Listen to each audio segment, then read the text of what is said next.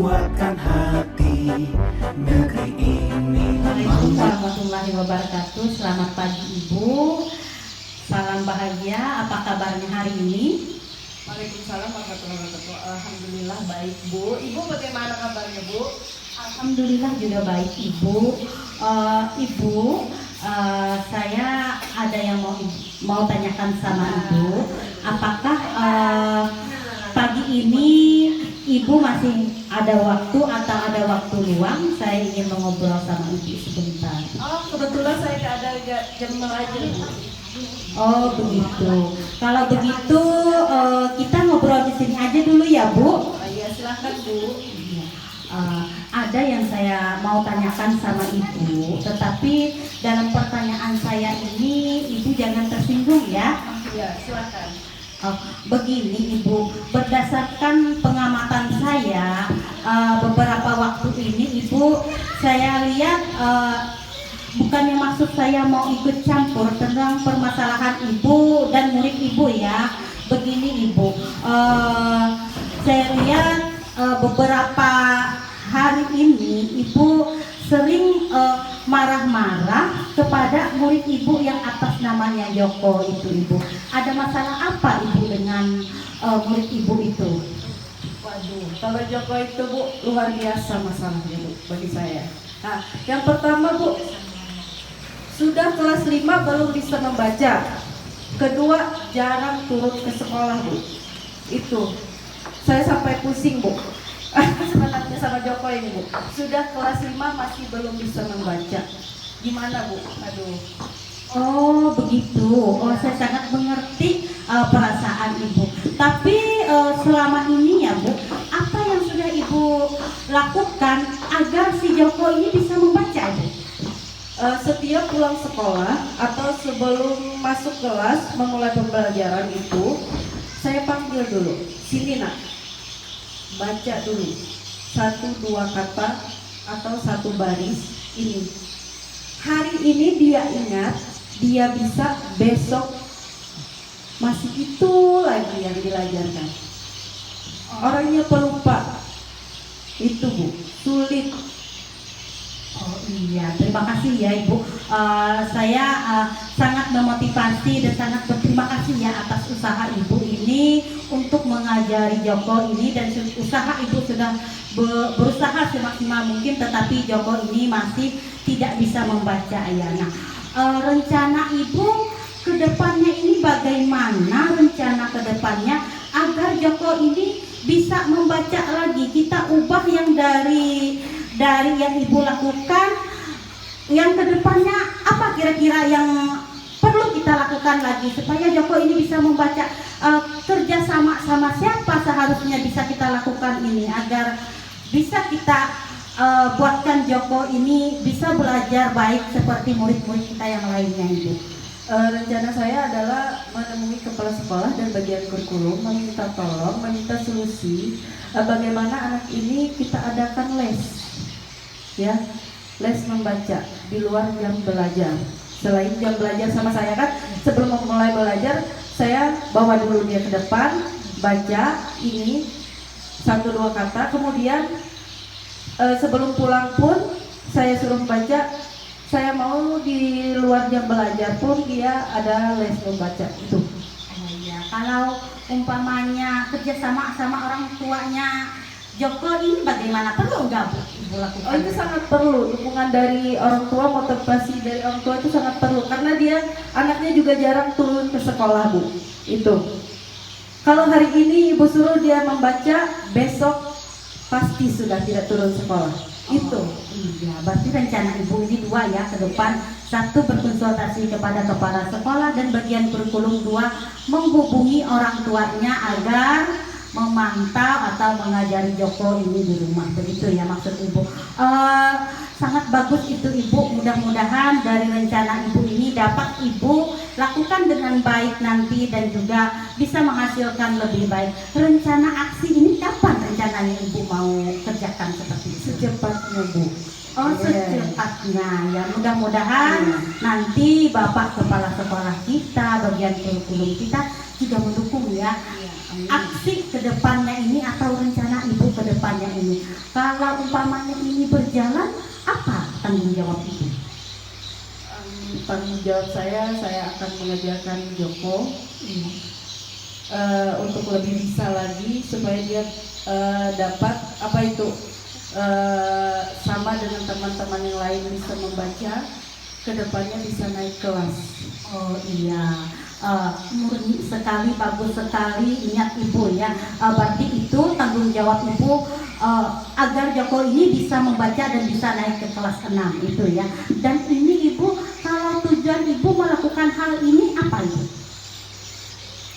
Banyak sih Bu sebenarnya. Iya.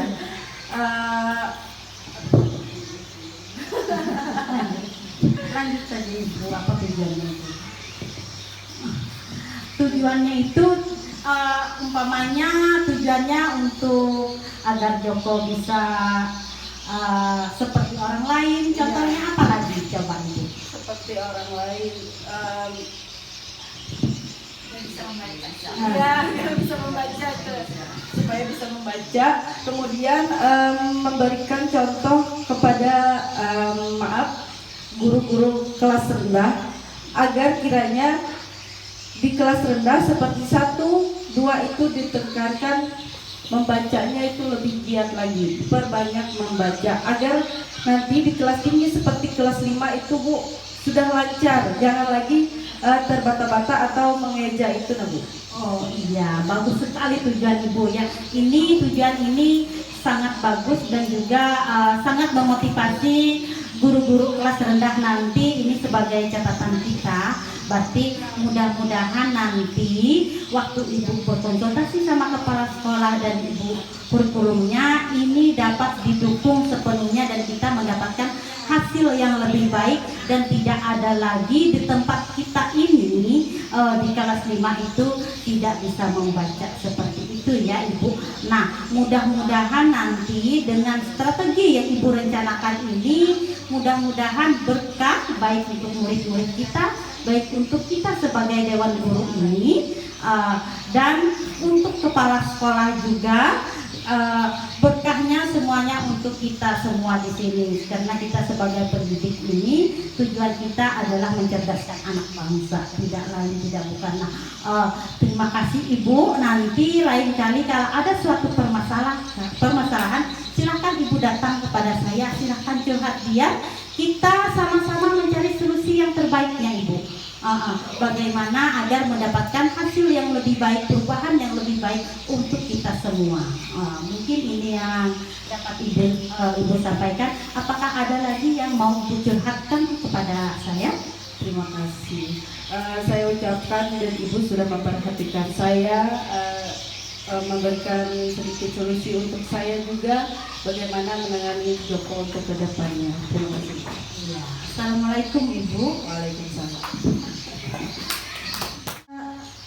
Ibu Nurul sebagai coach ya sudah bagus ya, sudah bagus untuk simulasi ini sebagai coach dan coachingnya juga luar biasa sekali.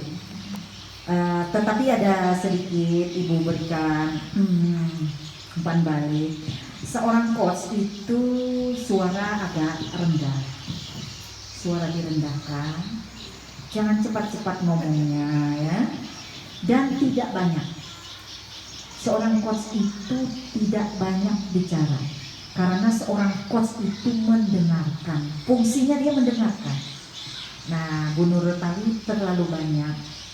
Seharusnya yang memberi kesimpulan ataupun memberikan pertanyaan-pertanyaan itu diambil dari kata kunci dan coachingnya. Coaching kita suruh untuk bicara banyak-banyak, keluarkan semua unek-uneknya. Kita hanya 1 atau 2 kata saja. Contoh, Ibu Uswatun tadi mengatakan bahwa Joko tidak bisa membaca. Tidak bisa membaca seperti apa Bu? Dia akan bercerita, ya kan? Bu Uswatun bercerita, apakah tidak bisa membaca sama sekali atau mengeja? Pertanyaannya bagus saja, apa yang harus Ibu lakukan selama ini? Keluar kan? Sudah mengajarkan ini. Dia sudah melakukan aksi sebenarnya. Bu Uswatun sudah melakukan aksi, cuman masih belum maksimal. Jadi tanya lagi, pertanyaan ini potensi koci, identifikasi potensi koci itu tidak Bu Nurul sampaikan. Seharusnya gali dulu potensi yang ada di diri Bu Uswatun ini apa saja, kemampuan dia untuk mengatasi permasalahan itu apa saja setelah melakukan di awal tadi ya, di awal pembelajaran untuk mengajarkan membaca. Lanjut setelah itu apa Bu? Sudah. Kemudian kira-kira menurut Ibu apa lagi yang harus dilakukan? Terus jangan sama itu aja, jangan langsung minta bagaimana solusinya dengan kepala sekolah. Jangan, karena solusi itu Bu Uswatun sendiri. Karena pada saat aksi nyata dia mengajarkan di awal kelas itu kan sudah tidak maksimal, tetap muridnya hadir, esok tidak, gitu kan? Rubah lagi strateginya, rencana Bu Uswatun karena itu sudah dilaksanakan tidak maksimal hasilnya, apa lagi rencananya? Nah, Bu Uswatun biarkan dulu Bu Uswatun itu bisa berpikir, berikan jeda. Dia berpikir, jadi pada saat coaching itu biarkan dia berpikir, dia mungkin saya bisa melakukan les privat. Kalau di sekolah, pulang sekolah, mungkin saya akan bicarakan dulu dengan orang tuanya melalui kepala sekolah. Begitu kan, panjang kan ceritanya. Nah, setelah itu kira-kira menurut Ibu bagaimana? Dia akan cerita lagi. Aksinya bagaimana, kapan Bu dilaksanakan? Jangan secepatnya jawabannya. Ibu harus tanya lagi, seorang coach harus minta. Kalau dia bilang secepatnya. Kata kuncinya itu secepatnya. Secepatnya itu kapan Bu? Kira-kira 2 minggu. Kalau 2 minggu itu kira-kira hari apa Bu? Gitu. Jadi pasti aksinya tetap hari apa. Nah kalau gitu hari ini. Nah hari Selasa itu apakah Ibu menghadap kepala sekolah dulu atau menemui orang tua? Dia pasti akan menjawab. Coachingnya akan saya menghadap kepala sekolah dulu. Mungkin nanti kepala sekolah ke orang tua. Nah nanti Ibu kalau bertemu dengan orang tua, kata kuncinya orang tua, bertemu dengan orang tua, apa yang akan disampaikan? Nah dia kan punya sudah planningnya kan, kalau orang tua. Jadi kepala sekolah nanti kan hanya sekedar membuatkan tanda tangan surat kan, dia sudah punya planning untuk mengatasi itu. Ketemu kan? Oh di depan orang tua nanti saya akan membicarakan ini bagaimana prosedur untuk mengatasi si Joko ini. Itu dia. Itu muncullah sudah ditanggung jawab. Ini kan ada tujuannya untuk mengatasi si Joko tadi. Berharap, ada harapannya tadi. Bagus sekali. Coachingnya sudah menemukan harapan saya ke depan, gitu kan? Dari kelas rendah itu sudah harus diseleksi betul-betul anak atau siswa yang belum bisa membaca. Betul kata Bapak Kepala Sekolah tadi, kalau kita tidak menaikkan itu bermasalah karena anak-anak makin lama makin tua umurnya. Sehingga sebagai guru harus betul-betul mengidentifikasi. Ya, Bu Uswatun identifikasi nanti panggil ya. Panggil Jokonya itu berdua, lakukan coaching seperti ini. Jadi Bu Uswatun lakukan coaching apa yang kita berikan pada hari ini, lakukan, dengarkan dulu dia kenapa ya, dengarkan dulu.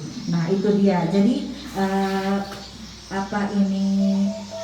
seorang coach banyak mendengarkan. Yang banyak bicara adalah coaching. Oke? Assalamualaikum Putra. Waalaikumsalam Ibu. Selamat pagi.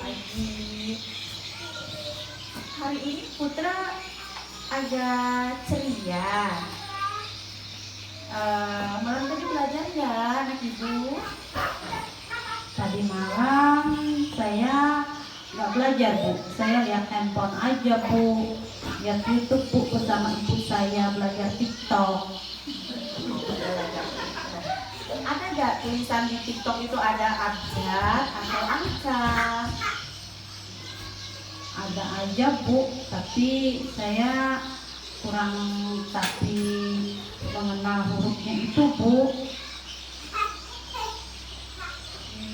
Hurufnya yang seperti apa?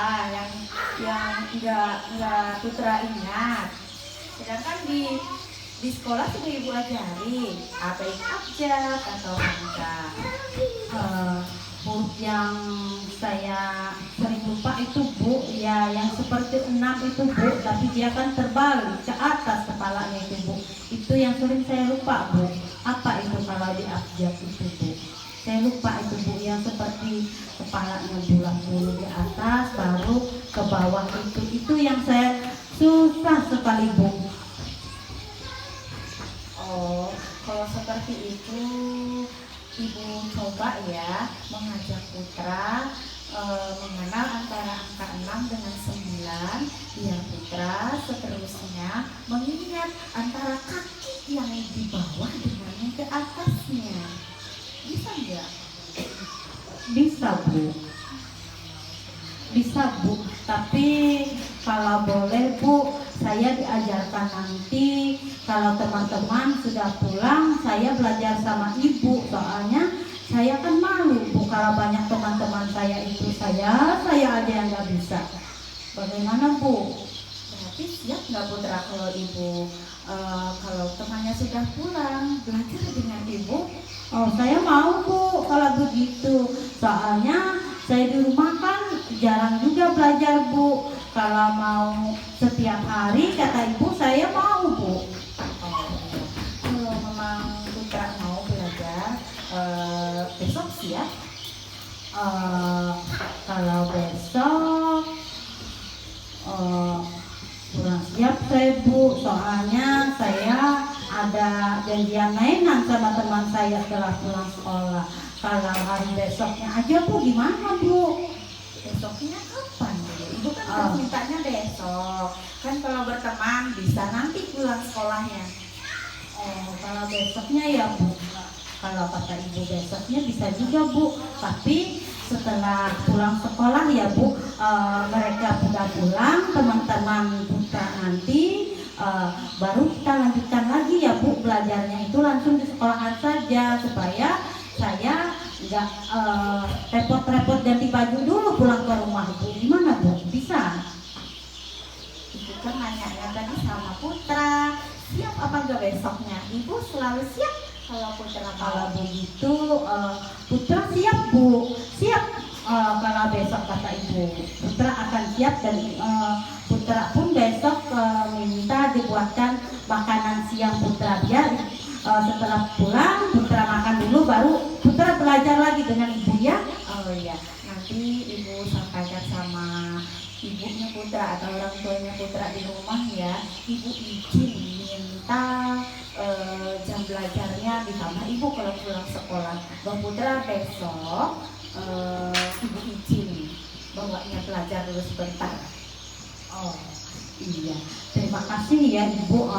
Putra akan berusaha ya Bu semaksimal mungkin bagaimana nanti Putra belajar membedakan huruf itu dengan huruf yang lain. Dan mudah-mudahan nanti setelah Putra ini belajar dengan Ibu setiap hari setelah pulang sekolah ya Bu, Putra bisa menyebutkan huruf itu dan Putra bisa membaca seperti teman-teman yang lain lagi ya Bu. Iya, mudah-mudahan ya anak Ibu Putra bisa membaca seperti teman-temannya. Siap kita besok belajar dengan Ibu ya. Terima kasih Putra sudah nurut ya sama Ibu. Iya, terima kasih banyak ya Ibu.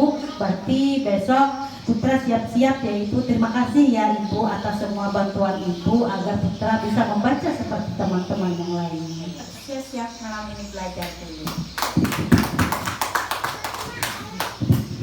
Kata kunci dari yang dibicarakannya, satu kata kunci yang seperti tadi pas sudah. Jadi umpamanya dia mengatakan begini, ambil kata kuncinya dari situ, ulang lagi pertanyaannya. Nah, apalagi kalau anak-anak kan tidak terlalu paham. Jadi kalau pertanyaannya terlalu panjang, apa namanya, sulit dia memahami, apalagi dia menjawab. Singkat saja. Nah, singkat aja kita bertanya itu singkat. Dan jangan lupa pada saat Koci bertanya, menjawab atau dia curhat, itu kita jangan diam gini aja. Harus ada bahasa bahwa kita mendengarkan. Iya. Boleh gitu kan? Iya, iya. Terus gitu kan? Apa namanya? Supaya kita nih jangan terlihat mengabaikan. Bagaimana kalau seandainya kita curhat, yang wadah kita curhat ini sambil ngikut HP, lain loh rasanya. Ya kalau kita curhat dengan kepala sekolah, ada permasalahan, kepala sekolah kasih dapat teleponan lawan orang, terus kita beban dari situ, kan enak loh. Atau bahkan melihat HP, kan enak kan? Nah, artinya kalau ada yang curhat dengan kita pelaksanaan coaching ya, maka dengarkan. Paling tidak kalau dia panjang bercerita, iya, walaupun gitu aja ya. Terus artinya kita mendengarkan dengan baik. Tepuk tangan.